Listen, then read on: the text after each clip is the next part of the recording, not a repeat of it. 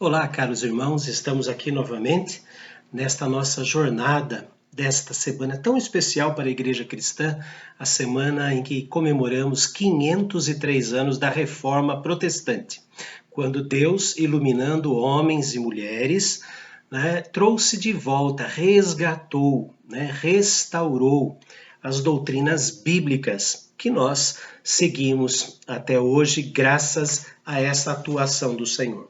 Isso não quer dizer, queridos, que na Idade Média ou desde o ano 590, quando o papado foi instituído oficialmente, até a reforma, isso não quer dizer que nunca existiram remanescentes fiéis, pessoas fiéis à palavra do Senhor. Sim, sempre existiram, entre eles muitas pessoas, pessoas comuns do povo, como os valdenses, na Itália, e também tinha os próprios monges, até mesmo papas. Muitos papas eram papas chamados de papas reformadores, papas importantes na história, que queriam reformar a igreja, tirando aquele aspecto de império, como se fosse a igreja um império, sacrossanto império romano, que se formou a partir do ano 800 com Carlos Magno. Mas eles todos foram, como é que eu vou dizer? Eles faleceram de maneira estranha na época, não tiveram papados muito longos, os papas reformadores. Se Deus quiser, qualquer dia podemos falar sobre eles. Mas hoje nós estamos dando continuidade ao estudo dos 5 solas, 5 palavras importantes, frases importantes da reforma. Só a graça, ou sola gratia, só a graça, sola fide, ou só a fé, solus Christus, que é o tema de hoje, sola escritura e soli Deo glória, só as escrituras e só a Deus glória. Para nós entendermos a importância da frase solus Christus, só Jesus, temos que buscar compreender quem era Jesus na mente do povo. Uma coisa era o que estava escrito nos dogmas. Dogmas, a palavra quer dizer princípios. Quais eram os princípios religiosos que a igreja tinha em seus livros? Princípios corretos sobre o Senhor Jesus, sendo ele o próprio Deus, tendo ele nascido da Virgem Maria, padecido sob o poder de Pôncio Pilatos, foi morto, crucificado, ao terceiro dia ressurgiu dos mortos, enfim, tudo isso fazia parte dos livros, dos catecismos, dos dogmas espirituais, dogmas eclesiásticos da Igreja Romana. Mas, na prática, e mantido pelos bispos, na prática, quem era Jesus? Qual era a figura que o povo tinha do Senhor Jesus? O que eles imaginavam e a igreja permitia que continuasse imaginando a respeito de Jesus? Jesus é um Deus muito ocupado, tão ocupado que ele precisava de assessores. Aí surgiram os cultos, ou veneração, não gostam que fale culto, veneração, para mim é a mesma coisa, é 6 por meia dúzia, cultos aos santos, cultos às relíquias sagradas, tantas relíquias até mesmo interessantes, por exemplo, prepúcio de Cristo. Como o corpo do Senhor Jesus foi assunto aos céus, Carlos Magno, no ano 800 depois de Cristo, ao ser coroado o primeiro rei, o primeiro imperador do Sacrosanto Império Romano Germânico, ele tinha uma relíquia que era o prepúcio do Senhor Jesus. Jesus foi circuncidado ao 8º dia, ele tinha lá o prepúcio de Jesus. Tinha também o Santo Grau, ou seja, a taça em que Jesus celebrou a Santa Ceia, o Santo Sudário, aquele pano que foi colocado envolto no Senhor Jesus. O interessante é que a NASA, num determinado exame que ela fez o Santo Sudário, descobriu que aquele pano foi tecido no ano 700 depois de Cristo. Então, alguma máquina do tempo levou esse pano do ano 700, feito no ano 700, traçado, trançado, até o século I. Interessante. Mas também falava a respeito de lascas da cruz de Cristo. Venderam tantas lascas da cruz de Cristo que alguns historiadores falam que era possível construir 30 arcas de Noé. A cruz era bem pesada. Também sobre as sandálias do Senhor Jesus. Não sei como encontraram as sandálias. Lança do destino, a ponta da lança do centurião que perfurou o lado do Senhor Jesus. E pasmem, o leite de Maria, conseguiram guardar um pouco do leite de Maria que amamentou o Senhor Jesus, né, na sua primeira infância. E daí, então, com esse leite de Maria, uma relíquia, eles começaram a fazer a adoração de Maria, adorando a mãe, né, física do nosso Senhor Jesus Cristo. Então ele era um Deus muito ocupado e que necessitava de assessores. Uma outra coisa que Deus, o Senhor Jesus era um pedaço de Deus que se soltou da divina, do divino Senhor e veio aqui para a terra, uma centelha do Senhor. E como habitou o coração de um bebê homem, se chamou Jesus. Se fosse um bebê feminino, numa menina, seria Sofia. É assim que Ário criou a doutrina do arianismo. Jesus era apenas uma sentença e muitos acreditavam naquela época, embora Ário tivesse sido combatido, mas o popular acreditava nisso. Uma outra coisa, Jesus era um exemplo impossível de ser seguido, mas deveriam seguir. E quando eles não seguiam corretamente o Senhor Jesus, então eles tinham que passar por penitências. Por quê? Porque Jesus ele era um juiz muito severo. Tanto que antes mesmo do juízo final, antes de chegar, ele enviou pragas, entre elas a peste negra. Então era o que o popular, o populacho, acreditava a respeito de Jesus, um juiz totalmente enraivecido e severo. Uma outra coisa que falavam do Senhor Jesus é que ele era fraco, por isso ele precisava de soldados, ele não tinha poder para reconquistar Jerusalém, então ele usava dos cruzados para fazer isso. Outra coisa que o Senhor Jesus, ele era totalmente adaptável, né? A cada crença popular era um Jesus diferente, né?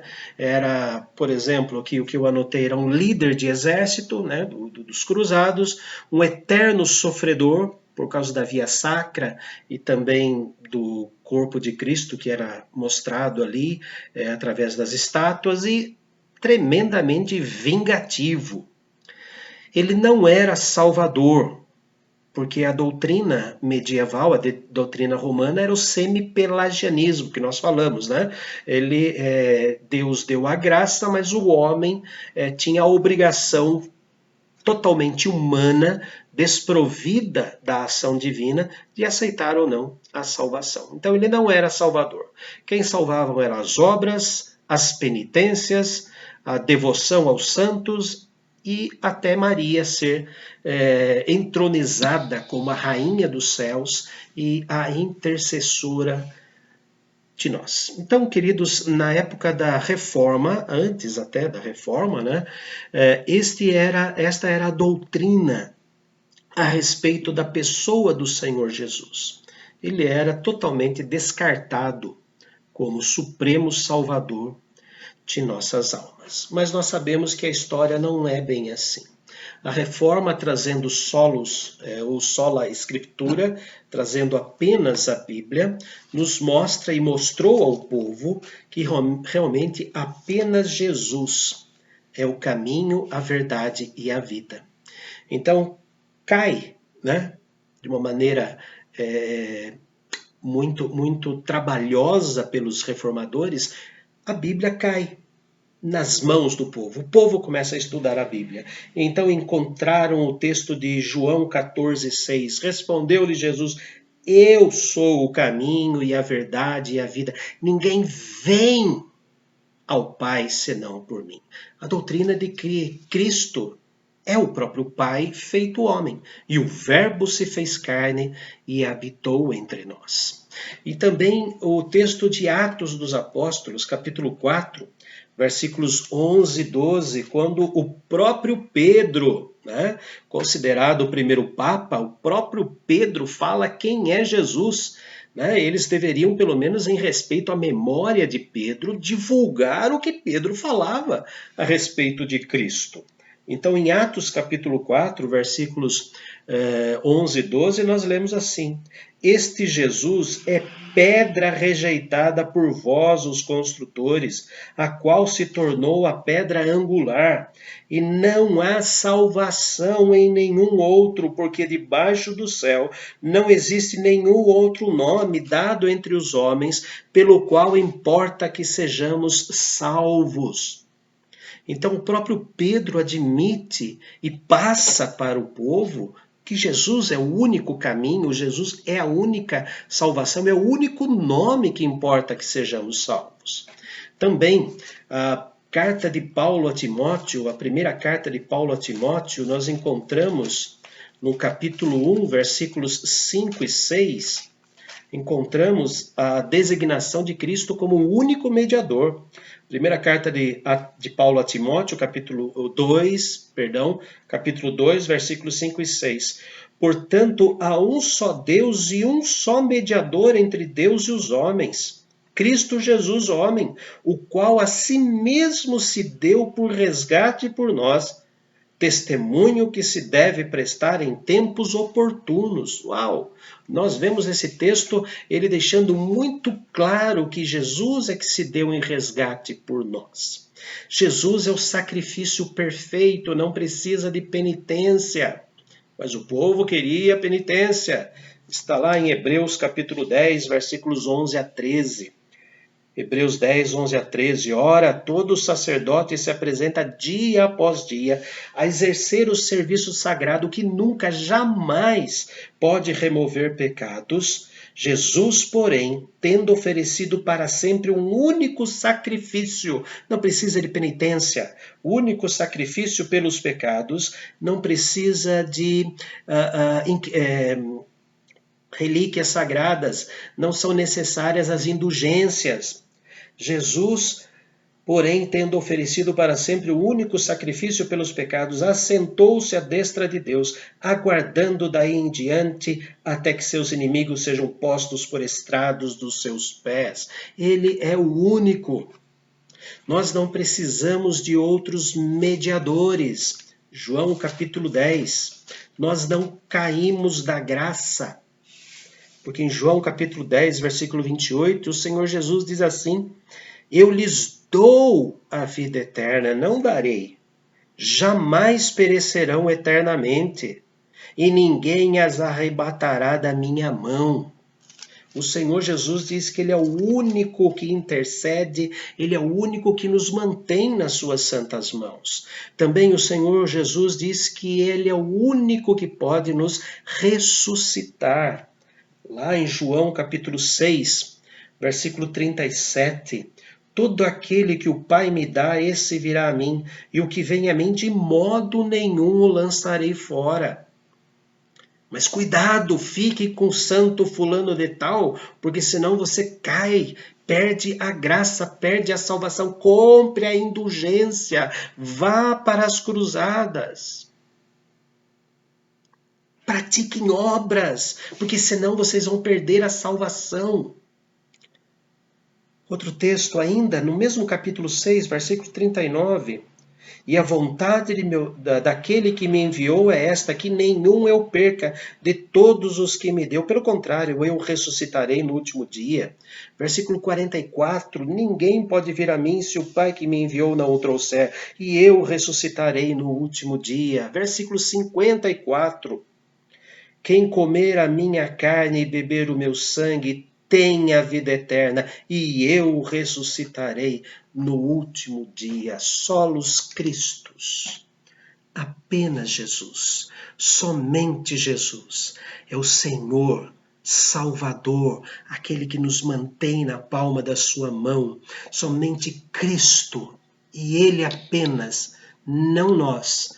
não os santos, homens que viveram a vida íntegra. Sim, reconhecemos como santos como você é santo a partir do momento que recebe a salvação em Jesus. Nós todos somos chamados de santos e não temos poderes sobrenaturais. O único que tem poder sobrenatural é Deus. Solos Christus, somente Cristo. Só Ele é o nosso supremo Salvador. Só Ele e nele temos a vida eterna. Louvamos o teu nome, Senhor, pelo resgate desta verdade feito a partir de 1517, quando aqueles remanescentes fiéis, cristãos verdadeiros, que passaram por toda a Idade Média, mantendo a fé em Cristo Jesus, foram recompensados nos seus sofrimentos e nas suas perseguições pela restauração da doutrina que somente Jesus é o Salvador.